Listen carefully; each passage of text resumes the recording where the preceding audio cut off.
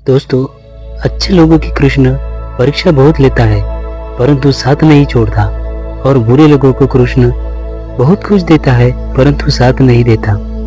जिंदगी में दो लोगों का होना बहुत जरूरी है। एक कृष्ण जो ना लड़े फिर भी जीत पक्की कर दे, दूसरा कर्ण जो हार सामने हो फिर भी साथ ना छोड़े। तू करता वही है जो तू चाहता है, होता वही है जो मैं चाहता हूँ। तू कर वही जो मैं चाहता हूँ, फिर होगा वही जो तू चाहता है। रोते हुए कृष्ण ने कहा, मैं तो सबकी सुनता हूँ पर मेरी कौन सुनता है। इंसान गलत कार्य करते समय दाएं बाएं आगे पीछे चारों तरफ देखता है, बस ऊपर देखना भूल जाता है। श्री कृष्ण कहते हैं, जन्म लेने वाले की मृत्यु उतनी ही निश्चित होती है जितनी की मृत्यु होने वाले के लिए जन्म लेना। इसलिए जो परिहार्य है उस पर शोक मत करो। भरोसा अगर खुद पर रखो तो ताकत बन जाता है, और दूसरे पर रखो तो कमजोरी। आप कब सही थे इसे कोई याद नहीं रखता है, लेकिन आप कब गलत थे इसे सब लोग याद रखते हैं। मैं किसी के भाग्य का निर्माण नहीं करता और ना ही किसी को कर्मों का फल देता हूँ। मनुष्य कितना भी गोरा क्यों ना हो, परंतु उसकी परछाई सदैव काली होती है।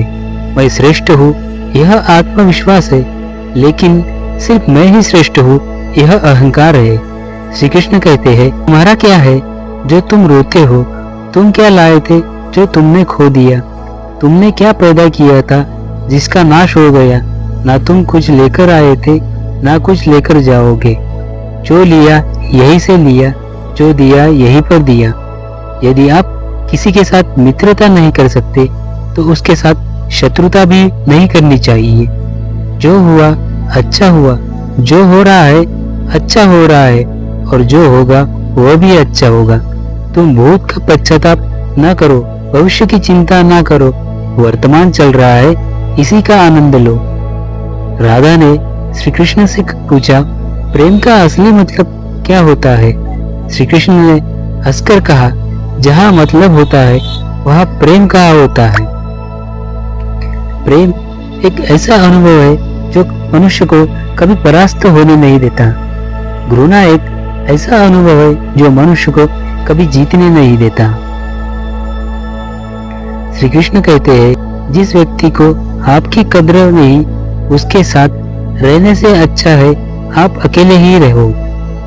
हर कीमती चीज उठाने के लिए झुकना ही पड़ता है। माँ बाप का प्यार इनमें से एक है। अगर व्यक्ति शिक्षा से पहले संस्कार, व्यापार से पहले व्यवहार और भगवान से पहले माता पिता को पहचान ले तो जिंदगी में कभी कठिनाई नहीं आएगी। स्वार्थ से रिश्ते बनाने की कितनी भी कोशिश करो वो कभी नहीं बनते, और प्रेम से रिश्तों को कितना भी तोड़ने की कोशिश करो वो कभी नहीं टूटते।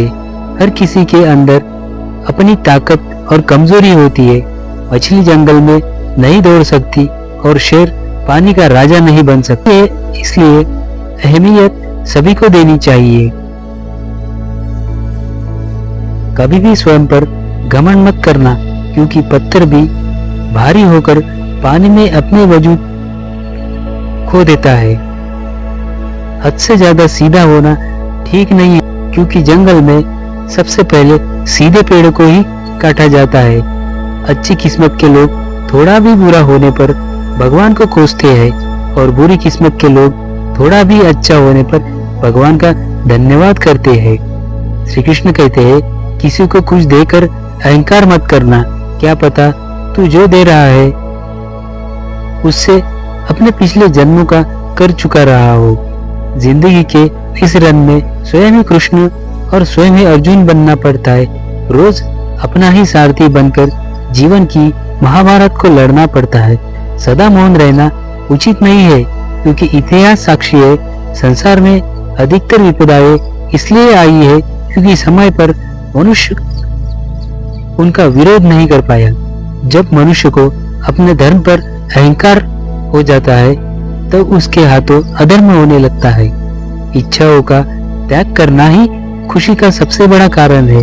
श्री कृष्ण कहते हैं, जब आप दूसरों के लिए अच्छा चाहते हो तो वही चीजें आपके जीवन में वापस आती है।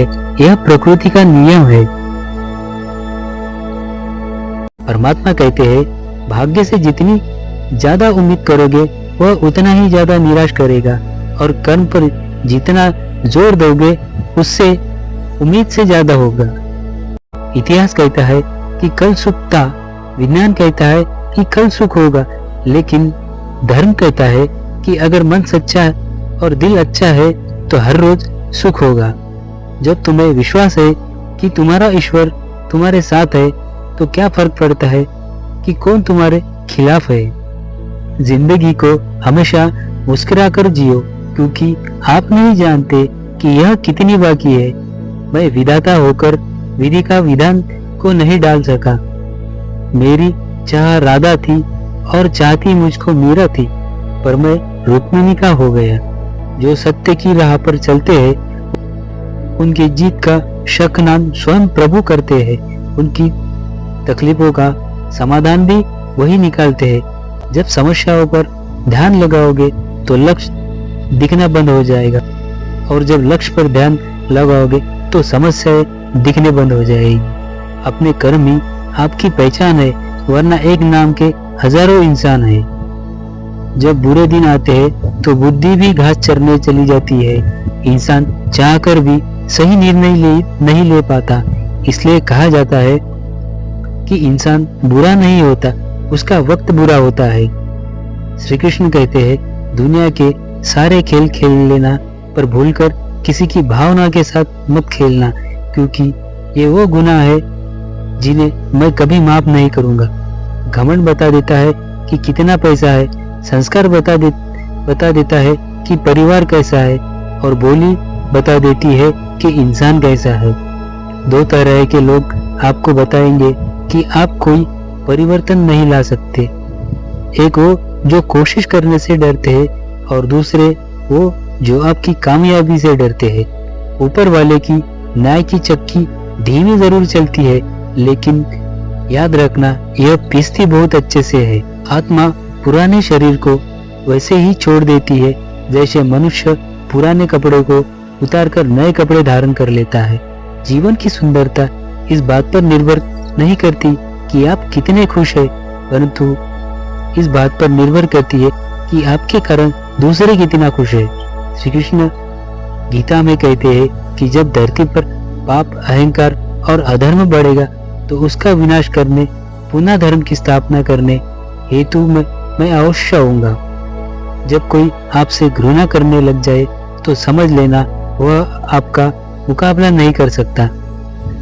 कर्मफल व्यक्ति को उसी तरह ढूंढ लेता है जैसे एक बछड़ा सैकड़ों गाय के बीच अपनी मां को ढूंढ लेता है।